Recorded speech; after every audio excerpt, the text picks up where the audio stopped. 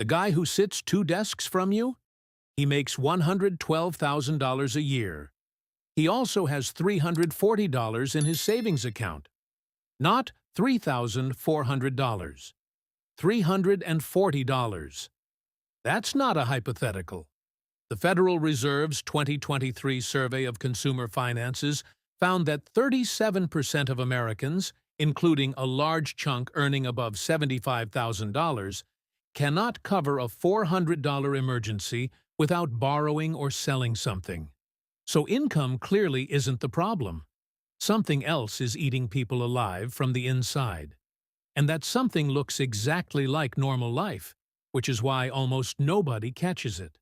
There's a specific mechanism behind this. Most people never see it because it doesn't announce itself. By the time we hit Rule 4, you'll see it. And once you do, you genuinely cannot look at money the same way again. I'm Rickard. This channel is about building actual wealth, not performing it. Let's get into it. Rule 1. Stop performing wealth. Start accumulating it.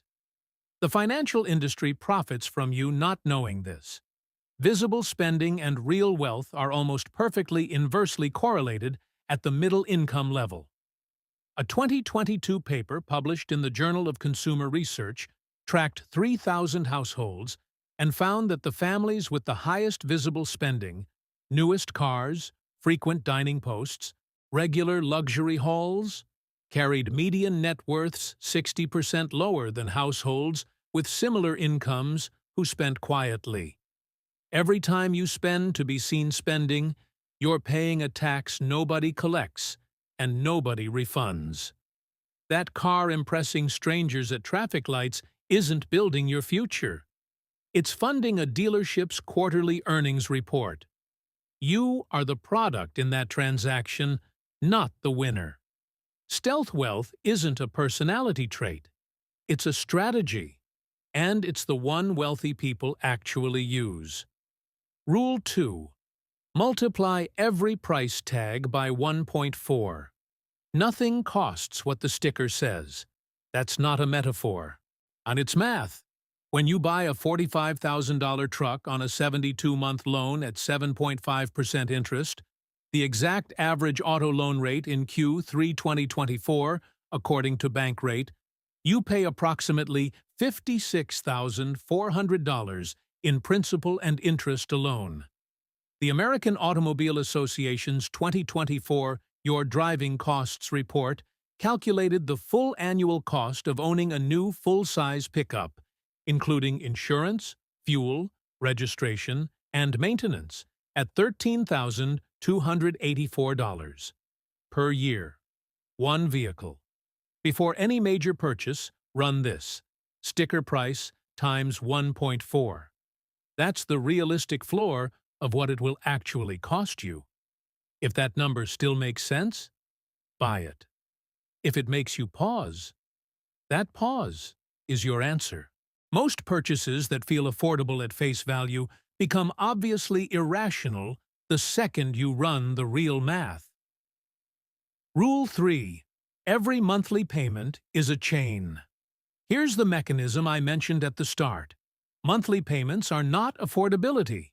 They are the illusion of affordability, engineered specifically by people who profit from you confusing the two. $400 a month sounds manageable, but $400 a month for 72 months is $28,800. On something losing value every day, it sits in your driveway. Meanwhile, your investment account is at zero because you can't afford to invest. Experian's 2024 State of Credit report found that the average American household carries $1,380 in fixed monthly payments outside of housing. That's $16,560 quietly exiting every year before a single grocery run. The goal of minimalist money is not to own less stuff. The goal is to own fewer chains. Each payment removes optionality. It locks you into your current income level. It means you cannot take the job you'd actually enjoy. You cannot absorb a setback. You cannot walk away from anything. The number of monthly payments you carry is a direct measure of how trapped you are, even if you never feel it on a normal Tuesday. Rule 4. The 48-hour rule is not optional. Every major platform selling you something has spent billions optimizing the distance between your impulse and your purchase. One tap, saved card, delivered tomorrow. They have behavioral scientists, conversion engineers, and decades of consumer psychology working against your savings every time you open an app. You have willpower, which depletes by 3 p.m. Rule 4 is structural, not motivational. Any non-essential purchase above $75 gets a mandatory 48-hour hold. Not because you can't afford it, because you're competing against a system built by some of the smartest engineers alive, and you need a mechanical advantage against it. The 2024 Slick Deals Consumer Spending Survey found that 73% of impulse purchases that were delayed by 48 hours were never made. The desire dissolved. The product lost its power. The money stayed in the account. This isn't willpower. It's engineering your environment to win instead of hoping your discipline holds. Rule 5. Define enough before the money arrives. Nobody tells you to set a ceiling before income goes up. So when the raise hits, lifestyle expands to absorb every dollar within about 8 months, and you end up with more income and the exact same financial anxiety you had before. Researchers at Princeton's Woodrow Wilson School found that emotional well-being stops improving meaningfully once household income reaches roughly $75,000 to $100,000, depending on cost of living. Above that, more money buys more stuff, not more satisfaction. Before your next raise, bonus, or income jump, write down your enough number. What home is actually enough? What car is enough? What monthly spend covers a genuinely good life? Then commit to it. Lock that line. Every dollar above enough goes to assets, not upgrades, not a lifestyle bump to signal that things are going well. Assets. The people quietly becoming wealthy in their 30s are almost always the ones who defined enough in their 20s and refused to move the line upward when income gave them the chance to. Rule 6. Measure freedom, not net worth. Stop measuring wealth by what you own. Start measuring it by what you can choose. Can you walk away from your job tomorrow without your life unraveling? Can you take 2 months off if someone close to you gets seriously sick? Can you say no to a client or a boss without lying awake running financial calculations that night? That capacity, that freedom, is the actual product. Everything else is furniture with a payment plan attached. Once a quarter, ask yourself one honest question.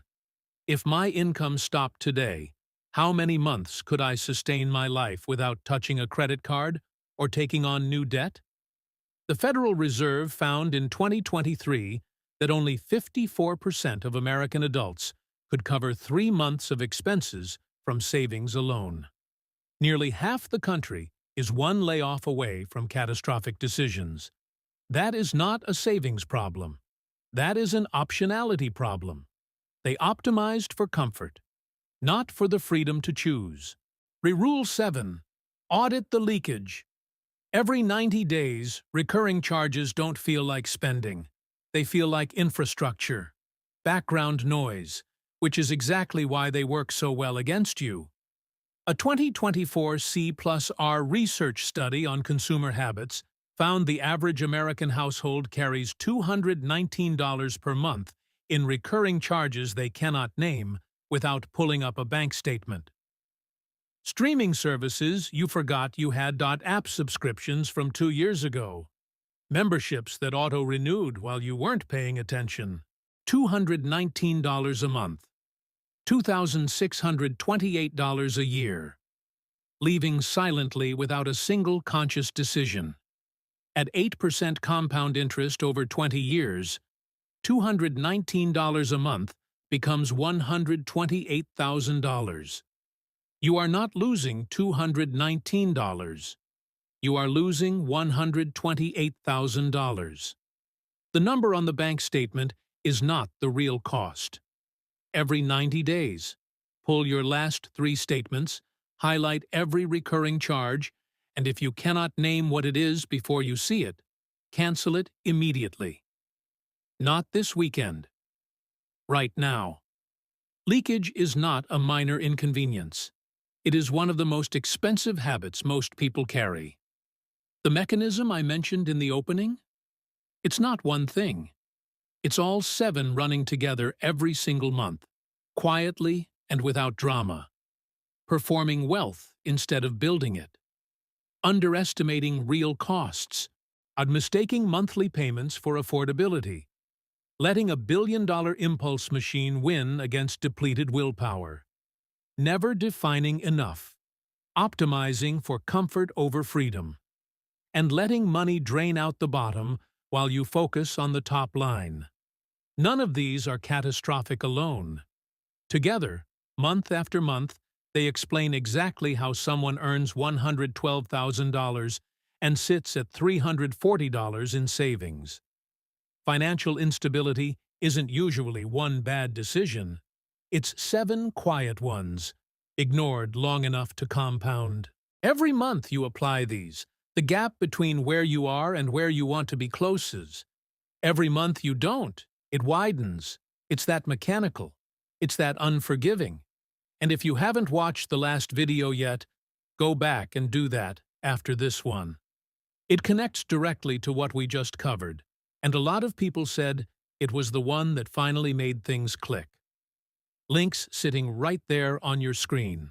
If this landed differently than the usual money content you've seen, hit subscribe.